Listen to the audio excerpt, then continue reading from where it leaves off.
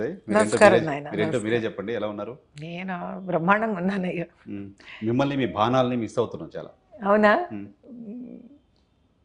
ఇప్పుడు బాణాలంతా ప్రజలని అన్యాయంగా దోచుకుంటున్న వాళ్ళ మీద వెయ్యాలి. ఇప్పటి వరకు ఏదో ఆనందంగా రామబాణం అనుకుంటూ ఆనంద వాతావరణాన్ని ప్రజల్ని ఐక్యం చేయడానికి అన్ని మతాల వాళ్ళు కలిసిమెలిసి ఉండాలి అనే భావనతోటి వేశాను. అలాంటి ఒక దృక్పథంతో అదొక గెస్చర్ అనుకున్నాను. కానీ మీరు వేసిన బాణం మీరు ఎందుకేసారో తెలియదు, కానీ మీరు పార్లమెంట్కు గురిపెట్టిన బాణం అది. బాబోయ్, పార్లమెంట్కి వెళ్ళలేకపోయారు. పాత బస్తీ నుంచి పార్లమెంట్కి గురిపెట్టారు. నెక్స్ట్ బాణం ఎక్కడ, ఏంటి, ఏం చేయబోతున్నారు? అంత ఆలోచించి రాజకీయాలు చేయడం నాకు రాదయ్యా. అంత నేను వేసే బాణం నన్ను పార్లమెంట్ వరకు తీసుకొని వెళుతుంది అని అనుకొని వేసే బాణం అంత రాజకీయాలు రావు నాకు. ఆ రోజు అదొక వాతావరణం. ఇప్పుడు మన హోలీ ఉంటుంది, హోలీ వాతావరణంలో ఏం చేస్తాం? 10 మందికి రంగు పూస్తాం, 10 మంది మనకు రంగులు పూస్తారు. దీపావళి వాతావరణంలో ఏం చేస్తాం? పటాకీలు కాలుస్తాం. ఎన్నికల వాతావరణంలో ఇటువంటి ఎన్నికల వాతావరణం కాదు అది, శ్రీరామనవమి వాతావరణం. మీరు అది మాత్రం మర్చిపోయి ఎలా వాడుకుంటారంటే అలా వాడుకుంటే ఎలా కుదురుతుంది? ఎన్నికల్లో కూడా చూసాం, ఎన్నికల్లో ఎక్కువ చూసాం దాన్ని. అంటే ఎన్నికల సమయంలో శ్రీరామనవమి రావడం అనేది మన తప్పు కాదు కదా. సో కలిసి వచ్చింది అలా. ఇప్పుడు అదే వాతావరణంలో రంజాన్ కూడా జరిగింది, అక్కడికి నేను వెళ్ళడం జరిగింది. అంటే నేను ఒక స్వేచ్ఛా జీవిని. పాత బస్తీలో ఎంఐఎంని ఓడించడం కోసం ఒక ఫైర్ బ్రాండ్ని భారతీయ జనతా పార్టీ దించింది. ఆ ఫైర్ బ్రాండ్ పేలకపోవడానికి భారతీయ జనతా పార్టీయే కారణమా అనే ఒక చర్చ బయట జరుగుతుంది. వాస్తవం ఉందా? చర్చలదే ఉంది నాయన. వాళ్ళు ఏదో చర్చించే వాళ్ళు చర్చిస్తూనే ఉంటారనమాట. వాళ్ళకి హ్యాపీ.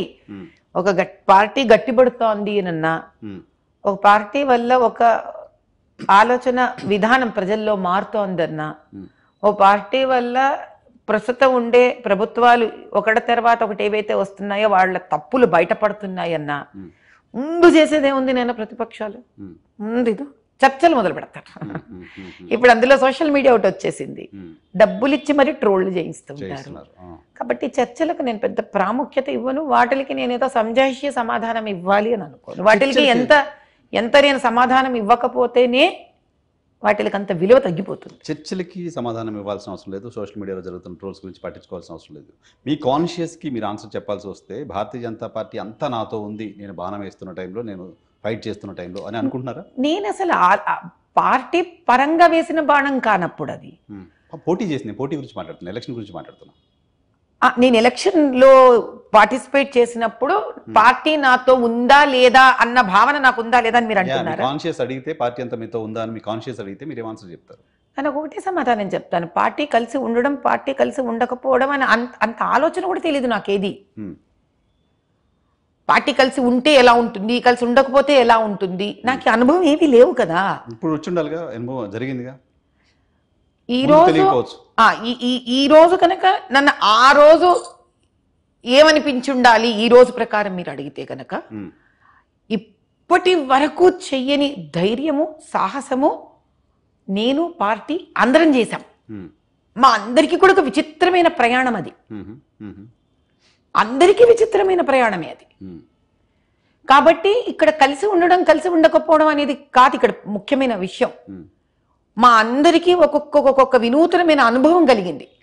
అందరికీ అర్థమైంది ఏమని, దీన్ని ఇంకా బాగా చేసి ఉండొచ్చేమో అని. అది ఎప్పుడు తెలుస్తుంది? ఒక అనుభవం చేతనే తెలుస్తుంది.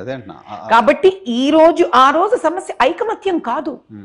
ఆ రోజు సమస్య ఏంటంటే నేను ఒక విచిత్రమైన లీడర్ దొరకడం. వాళ్ళకి నా ఆలోచన విధానం వాళ్ళకి తెలియకపోవచ్చు, నేను ఎలా దూసుకొని వెళ్ళిపోతానో తెలియకపోవచ్చు. అక్కడికి వాళ్ళు చేసిన అరేంజ్మెంట్స్ వాళ్ళు చేశారు, నేను దూసుకుపోయా.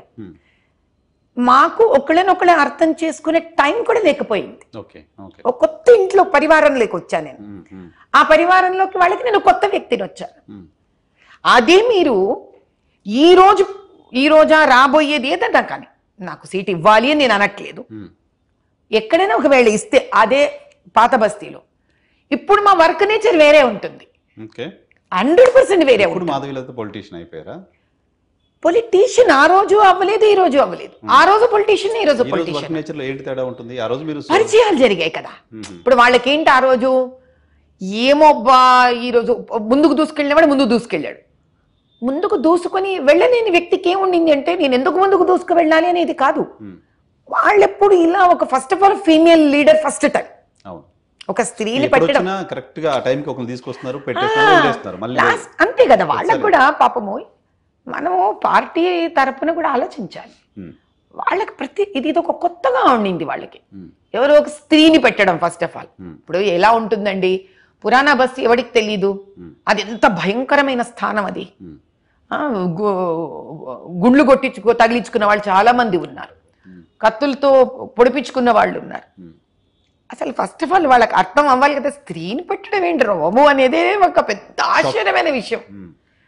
ఈ రోజు సమంజసంగా అనిపిస్తోంది నాకు. ఆ రోజు ఒక ఆవేశం, నాకు వెళ్ళాలి, దాన్ని మనం గెలుచుకోవాలి అన్నది ఆ రోజు మానసిక స్థితి. టైం లేదు, పైగా పరిచయాలు అప్పుడే చేసుకోవాలి, పార్టీ పద్ధతులు ఉంటాయి కొన్ని, ప్రతి పార్టీకి రూల్స్ అండ్ రెగ్యులేషన్స్ ఉంటాయి, వాటిని ఫాలో అవ్వాలి. చాలా మంది అక్కడ ఉండే పాత నాయకులు కానీ సంఘం అంటే పెద్ద పెద్ద వాళ్ళని వెళ్ళాలి, వాళ్ళ ఇళ్ళకి పరిచయం చేసుకోవాలి, అది మళ్ళీ ప్రజల్లోకి వెళ్ళాలి. It's very short period. And నేనేమో I was trying to give my post graduate exams లాగా ఉండింది. ఎంటర్ అయిందేమో ఎల్కేజీలో, రోజుకో ఎగ్జామ్ రాసుకుంటూ వెళ్ళిపోవాల్సి వచ్చేది. ఇప్పుడు ఉన్నారా ఏడాది కాలంగా మీరు పాత బస్తీలో ఉన్నారా? అంటే ఇప్పుడు మీరు నన్ను మళ్ళీ చెప్పమంటే మళ్ళీ అన్ని రిపీట్ చేయాలి కానీ, లేకపోతే యూట్యూబ్ నిండా ఉన్నాను నేను, యూట్యూబ్ నిండా పాత బస్తీలో ఉన్నానని ఉన్నాను. ఈ పాత బస్తీ పైన ఓల్డ్ సిటీలో కంటెస్ట్ చేస్తున్న అభ్యర్థులు, బీజేపీ అభ్యర్థులు ఎప్పుడేం చెప్పేది మతం గురించో ఇంకేదో ఎక్కువ మాట్లాడుతూ రావడం చూసాం. మీరు ముస్లింలలో ఆర్థిక స్వావలంబన రావాలి, ముస్లింలలో మార్పు రావాలి, ఇటువంటి చేసుకుంటూ పోతున్నారు. అలా చేసుకుంటూ పోవడం అనేది బీజేపీని ఏమైనా దూరం చేస్తుందా మీకు? బీజేపీ ఐడియాలజీకి ఏమైనా దూరం చేస్తుందా? ఎందుకంటే ప్రధానమంత్రి మోదీ గారు కూడా ఒకటే అన్నారండి, సబ్కా సాత్ సబ్కా వికాస్ అన్నారు. దాని అర్థం ఏంటి? సబ్కా సాత్ అన్నారు కదండి. డైలాగ్స్ ఉంటాయి, చాలా యాక్షన్ వేరే ఉంటుంది కదా. అంటే ఇక్కడ మనం అర్థం చేసుకోవాల్సింది ఒకటి ఉందండి.